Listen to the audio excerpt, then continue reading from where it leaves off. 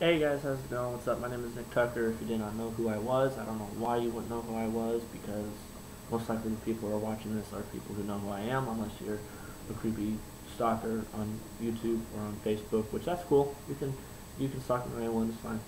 Um, but I'm doing this video series just to kind of explain what's going on in my life a little bit. Also, it's a way to stay accountable to this new challenge that I've taken up. Many of you know that I have become the youth minister at Eastview Christian Church up in Cedar Rapids, Iowa, and I'm loving it up here. It's nice and cool. Right now it's sunny. Yesterday it was cloudy and kind of depressing, but it's sunny today. It's nice and cool. It's beautiful up here, and I'm enjoying every minute of it. Um, I'm enjoying this opportunity that Christ gave me to minister up here. But yesterday I was talking with a buddy, Nate, from Missouri, and he sent me a link that Perry Noble read. Um, and as I read this article that Perry Noble wrote, I was sort of convicted to issue a challenge in my own life to strengthen my faith in any way that I can. And Perry Noble writes this article about what a guy needs to do before he gets married. Now, before you guys start freaking out, no, I'm not getting married. I'm not engaged. I don't have a fiance. I don't even have a girlfriend. All right, so mom, if you're watching this and you're freaking out, like, I didn't even know you had a girlfriend. Don't worry, I'm not getting married. All right, but Perry Noble is explaining what a guy needs to do, and I think that we can take that concept and put it into a Christian life as well. Now, Perry Noble is three things, and if you're married, you're saying to yourself, there's more than three things to a healthy relationship, or there's more than three things that a guy needs to do before he's ready to get married. This guy has no idea what he's talking about. But I think the three that Perry Noble explains, or the three challenges that Perry Noble gives, is kind of, is the basis, is the basic, and everything else I think lines up underneath these three challenges that he gives us. And the three things that he gives us is, the first one is to get in the Word, to get in shape, and to get out of debt. And I'm going to kind of touch on three of those and why I've issued a challenge in my own life. I'm sort of calling this challenge Get Some, and you can thank Connor and Jesse from Missouri who gave me that name, because whenever we would make fun of them or say names or do comebacks at each other, all the time Jesse and Connor would throw their hands in the air and shake their heads and say "Get some." We never understood why. They would always get yelled at for it, but thank you guys. It is now called the Get Some Challenge. So, but I've taken this challenge in my life because a little bit of a confession time. I don't think I'm at the point in my life where I need to be at, to where I'm leading a church, to where I'm leading a youth ministry. So this is kind of a fun way that I see as fun to help with that. And the first thing is getting in the Word. Many of you think as a minister you're always in the Word. You're preparing lessons for your students. You're writing curriculum. You're studying the Word, and that's true. But I'm not taking time out of my life to where I'm doing a personal relationship with Christ. I'm not in my Word daily. I'm not studying the Word like I need to.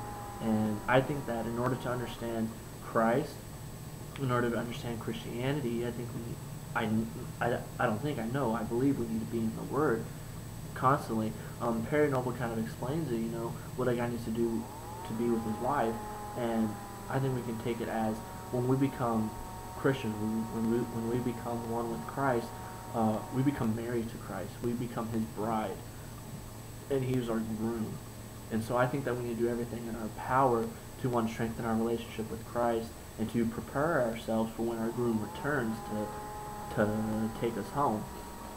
And so getting in the Word means that I'm learning about who Jesus is. I'm learning about what it takes to be a Christian, what it takes to be a leader. Um, I'm learning on how to strengthen my life and how to grow in my relationship with God. And so that's what getting in the Word does. And so how I'm going to try to keep myself accountable is, one, by this video and by people who are watching me, who kind of ask, hey, how is reading your Word going? I'm going to, as I do my devotions, I'm going to kind of go on video and just kind of explain, hey, this is what I've read today. This is how it's impacted my life, and one way through that, I hope that as someone is watching, that they are encouraged by what I've read and what I've gotten out of it, and that they are challenged in their life um, to do the same. And one thing that I'm going to do is I'm going to wake up 2 hours before I leave. And anybody who knows me is like, really, Nick's going to wake up 2 hours before he leaves his house. He never woke up 5 minutes, but he never woke up a minute before class, and then he was there. So this is a different challenge for me, because anybody who knows me knows that I love to sleep, and I love sleep so much that I don't want to wake up. But waking up 2 hours before I leave to read the Word and to do a devotional, to expand my mind, to prepare my heart for the day, to prepare my heart for ministry, to prepare my heart and encourage my life throughout the day. That's what I want to do, and that's what God, I feel, has called me to do as His child. And so I'm going to continue to get in the Word every day, and just kind of, a way to keep me accountable is just tell you what I've been in. The second thing is getting in shape, and now you're thinking to yourself that, you can have faith without being in shape, and that's true, but I'm going to kind of take it a step further, and that I think that you do need to be in shape. I think you need to expand your mind and expand your body to be in shape. Getting in shape, Perry Noble explains it as it teaches you discipline, teaches you perseverance to be able to push through the tough times in marriage that are going to come. And also it explains, the relationship aspect, that, your body's no longer your own, so you want to give your wife the best looking body that you can, which on the outside I think I'm definitely good looking, but on the inside, I'm out of shape. Or I just ran a mile, not really ran, but most likely, ran a little bit, and then walked the rest of the way. But in high school, I was able to run 2 miles with bleachers and then lift weights afterwards. Now I can't even run a mile, and I'm exhausted and I'm tired. But what this is going to teach me is it's going to teach me it's going to teach me perseverance. It's going to teach me discipline. It's going to teach me self-control. In the aspect that when I do get tired, when I do get when I do get exhausted, when my legs do start hurting, to push through the pain and to overcome it. If you guys have seen the movie Here Comes the Boom with Kevin James, one of the guys reads a passage because Kevin James is just getting the crud kicked out of him in his matches, and he's sort of being a little discouraged. And one of the guys, before they eat, he reads this passage from Genesis, and it's about Jacob wrestling with God, and I kind of want to read that today. And Genesis 32. Verses 24 through 28, and it says, "So Jacob was left alone, and a man wrestled with him till daybreak. When the man saw that he could not overpower him, he touched the socket of Jacob's hip, so that his hip was wrenched as he wrestled with the man. Then the man said, 'Let me go, for it is daybreak.' But Jacob replied, 'I will not let you go unless you bless me.' The man asked him, 'What is your name?' 'And Jacob,' he answered. Then the man said, 'Your name will no longer be Jacob, but Israel, because you have struggled with God and with men, and have overcome.'" And in life, we need to overcome the temptations and the trials in our lives. And I think that getting in shape, it's going to teach us endurance, it's going to teach us perseverance, it's going to teach us self-control and discipline, where we're going to have to push through the pain that's coming as we work out.